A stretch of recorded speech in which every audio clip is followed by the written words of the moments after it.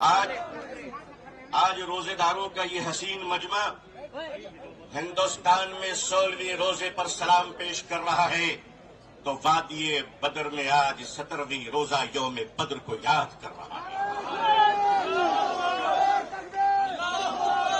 जब हक के लिए तुम उठोगे तो अल्लाह तुम्हें कभी मायूस नहीं करेगा, अल्लाह तुम्हें कभी जलील नहीं करेगा।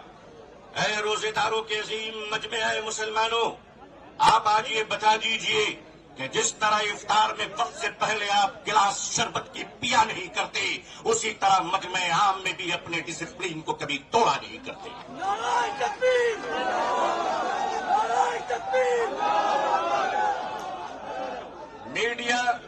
मीडिया का काम है आपसे पूछना, आपका काम है बिल्कुल खामोश रहना। आप एतकाफ की नियत कर लें इंशाअल्लाह। मैं अपने मीडिया के भाई बहनों को अच्छी तरह जानता हूं, इन्हीं के बीच तो बड़ा हुआ हूं। आखिर इन्हें हम नहीं जानेंगे तो क्या ट्रंप साहब जानेंगे? इनका और हमारा बड़ा गहरा रिश्ता है।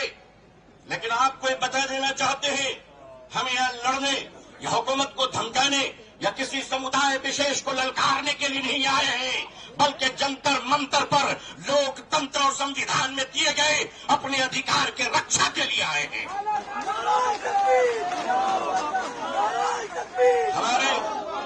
हमारे ऑनरेबल एमपीज जो दूसरे धर्म और समुदाय से ताल्लुक रखते हैं, हम उनका इस्तकबाल और स्वागत करते हैं।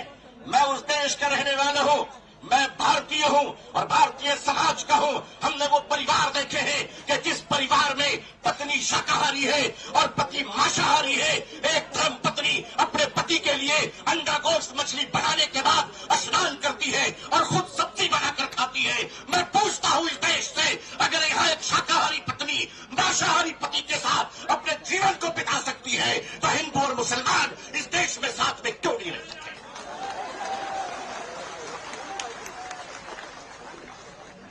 सिर्फ हमारे साथ इफ्तार अच्छा लगता है? सिर्फ हमारे साथ इफ्तार अच्छा लगता है? हमारे माननीय प्रधानमंत्री जी क्या प्यारे लगते हैं जब कोई तशरीफ ले जाते हैं। हम तो कहते हैं प्रैक्टिसिंग मुसलमान देखना है तो वो तस्वीर देख लो। अगर आपको प्रैक्टिसिंग मुसलमान देखना है, आपको अगर प्रैक्टिसिंग मुसलमान देखना है तो पॉलिटिकल पार्टी में इफ्तार देख लीजिए, कितने प्यारे प्यारे हसीन और जमील मुसलमान नजर आते हैं। लेकिन अजीजान मिल्लत, माननीय प्रधानमंत्री जी कहा करते हैं कि हमारे जमाने में जब हम बचपन में थे तो ईद के रोज हमारे घर में खाना नहीं बनता था, पड़ोसी मुसलमान खाना भेजता था। प्रधानमंत्री जी, मुसलमान आज भी जिंदा है। आप इजाजत दीजिए, मोहब्बत से प्योर शाकाहारी खाना हम आज भी ईद में बेचने को तैयार हैं। मानिए, हमारे घर का चूल्हा बंद नहीं हुआ है, आपके दर की मोहब्बत का दरवाजा बंद हो गया है। All India Muslim personal board अपने बुजुर्गों की क़यादत में यहाँ आया है। हमने पढ़ा था कि शेखुल इस्लाम सर पे कफन लेकर जाया करते थे। हमने पढ़ा था कि शेखुल हिंद कफन लेकर जाया करते थे। हम मानते हैं हमने उन बुजुर्गों को नहीं देखा, मगर उन बुजुर्गों की निस्बतों से मुनसलिक ये चश्मो चराग की हिफाजत कर लो मुसलमान।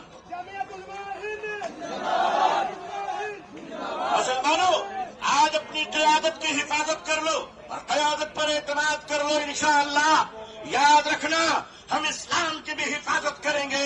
ऐ देश हिंदुस्तान, हम तेरी भी हिफाजत करेंगे। मैं अपने प्रशासन से कहना चाहता हूं, पुलिस डिपार्टमेंट से, हम आपके ही भाई बहन हैं, हम आपके ही समुदाय और समाज से आते हैं। आप हमारे हैं, हम आपके हैं। आज हम हैं, कल नहीं रहेंगे। देश है और देश रहेगा इंशाअल्लाह। औकाफ, ये जो वक्फ की जमीनें हैं, ये बिलीवर्स की चैरिटी है, ये मुसलमानों के बुजुर्गों ने चैरिटी की है, और ये देश की जमीनें देश में रहेंगी और देश ही के काम आएगी। मैं जेपीसी को सिर्फ इतना कहता हुआ जाना चाहता हूं कि आपने बड़ी नाइंसाफी से काम लिया है, बड़ी नाइंसाफी से काम लिया है। आप जिस तरह स्टेक होल्डरों को छोड़कर नॉन स्टेक होल्डरों से बात कर रहे थे, मुझे तो डर लग रहा था कि भारत के बाद शायद आप श्रीलंका जाने वाले हैं। वहां पूछने वाले हैं लोगों से कि बताओ आप नेपाल जाने वाले हैं क्यों? भारत में بنگلہ دیش کی حسینہ اچھی لگتی ہے، ہندوستان کا حسین بھائی اچھا نہیں لگتا، نہیں اچھا لگتا۔ آخر ہم آپ کے ہیں، آپ ہمارے ہیں۔ آئیے ہم دیش کو ایک پاورفل شکتی بنائیں، بھارت کو ایک گوروشالی دیش بنائیں۔ ہندوستان زندہ باد، ہندوستان زندہ باد، آل انڈیا مسلم پرسنل بورڈ زندہ باد، مسلمان زندہ باد، اسلام زندہ باد۔ بہت بہت شکریہ، بہت بہت شکریہ۔ السلام علیکم ورحمۃ اللہ۔